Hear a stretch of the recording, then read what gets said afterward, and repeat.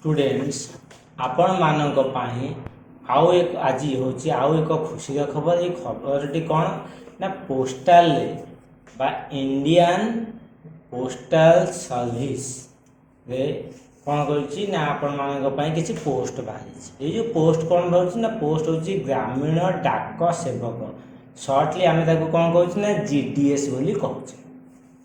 बर्तमान देखिए ये जो जीडीएस बा ग्रामीण डाक सेवक पोस्ट गुड़िक बाहरी। ये पोस्ट गुड़िक इम्पोर्टाट डेट्स देखा। इम्पोर्टाट डेट कौन इम्पोर्टाट आमर ऑनलाइन वन टाइम रजिस्ट्रेशन मन देखो ऑनलाइन वन टाइम रजिस्ट्रेशन तार डेट हो स्टार्टिंग डेट हूँ 31 जानुआरी 2026 एवं यार शेष तारीख हूँ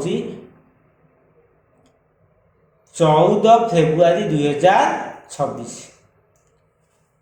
एवं यार परवर्ती कौन परवर्ती हूँ submission of online application fee payment. Online application fee जो पेमेंट करिवो तार आरंभ तारीख हूँ 2 फेब्रुआरी 2026 एवं शेष तारीख हूँ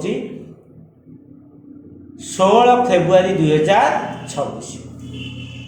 एला कौन ना online start date end date एवं online payment application payment start date end date विषय जानिले। बर्तमान आम देखिए जदि किसी भूल रही जाए आम करेक्शन करवा। करेक्शन इन रजिस्ट्रेशन और application forms including payment of the online fee if applicable.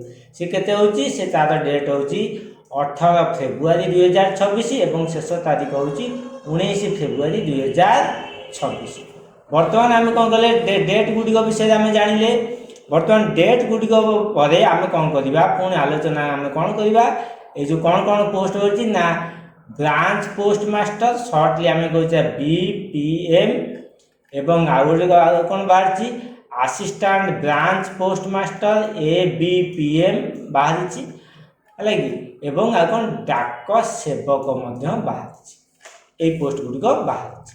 बर्तमान देखा ये जो ब्रांच पोस्ट मास्टर बा सर्टली आम कहते बीपीएम आर सालारी हूँ 12,000 रु 29,380 एवं एबीपीएम बा डाक सेवक ABPM assistant branch post master एवं डाक सेवकर सालारी हूँ 10,000 रु 24,470 टंका।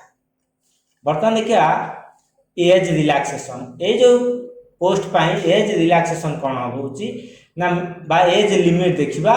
एज लिमिट पर रिलैक्सेशन देखा। एज लिमिट हूँ कौन ना मिनिमम 18 वर्ष एवं मैक्सिमम 40 वर्ष बयस हो।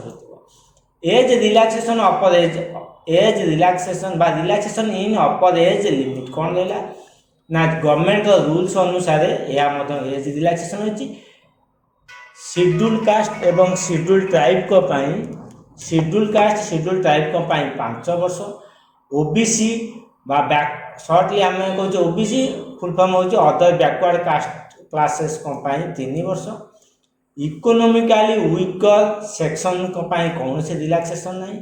पर्सन विथ बेंचमार्क डिजेबिलिटी बा पीडब्ल्यूबीडी हूँ 10 वर्ष। Person with benchmark disability with OBC हूँ 13 वर्ष तार relaxation. Person with benchmark disabilities with SC ST को 15 वर्ष हूँ एज रिलैक्सेशन। एवं एजुकेशनल क्वालिफिकेशन आम जो देखा यह हूँ 10th स्टैंडर्ड पास हो 10th पास कर भल परसेंटेज मार्क रही। आम बर्तमान कौन कले ना ये जो पोस्ट बाहर जो जीडीएस से पोस्ट विषय आम कौन कले आलोचना कले एवं यार जो आम आलोचना कले यार पेमेंट हो ऑनलाइन पेमेंट एवं आपण जो अप्लाई करेंगे अप्लाई लिंक हूँ http://indiapost.gov.in/gds ऑनलाइन एंगेजमेंट यहाँ हूँ तार कौन हो ना तार यही वेबसाइट आपण मैंने ऑनलाइन रे फॉर्म सबमिट करेंगे। मुझे लिंक टी मोर ଡେସ୍କ୍ରିପ୍ସନ୍ ବକ୍ସରେ ମୁଁ ଦେଇଦେବି ଏଇ ଭିଡ଼ିଓ ଡେସ୍କ୍ରିପ୍ସନ୍ ବକ୍ସରେ ଆପଣ ମଧ୍ୟ ତାକୁ କ୍ଲିକ୍ କରି ଡାଇରେକ୍ଟଲି ଆଲାଉ କ'ଣ କରିବେ ଆପ୍ଲାଏ କରିପାରିବେ। ଷ୍ଟୁଡେଣ୍ଟସ୍ ଆଜି ମୁଁ ଆପଣମାନଙ୍କ ପାଇଁ ଆଉ କିଛି ଲଙ୍ଗ୍ ଭିଡ଼ିଓ କରୁନି କାରଣ ଆପଣମାନଙ୍କର ମୂଲ୍ୟବାନ ସମୟକୁ ମୁଁ ନଷ୍ଟ କରିବାକୁ ଚାହୁଁନି। ଆଜିର ଭିଡ଼ିଓରେ ଏତିକି, ପୁଣି ଆପଣମାନଙ୍କ ସହିତ ଦେଖା ହେବ ଆଉ ଏକ ଭିଡ଼ିଓରେ ନୂଆ କିଛି ବିଷୟବସ୍ତୁକୁ ନେଇ ମୁଁ ଆପଣମାନଙ୍କର ସମ୍ମୁଖରେ ଉପସ୍ଥାପନ କରିବି। ସେଥିପାଇଁ ଆପଣମାନେ ମୋର ଏହି ଚ୍ୟାନେଲକୁ ବହୁଳ ଭାବରେ ଲାଇକ୍ କରନ୍ତୁ, ସେୟାର କରନ୍ତୁ, ସବସ୍କ୍ରାଇବ୍ କରନ୍ତୁ। ସବସ୍କ୍ରାଇବ୍ କରିବା ସମୟରେ ନୋଟିଫିକେସନ୍ ବା ବେଲ୍ ଆଇକନ୍କୁ ପ୍ରେସ୍ କରିବା ପାଇଁ ଭୁଲିବେ ନାହିଁ।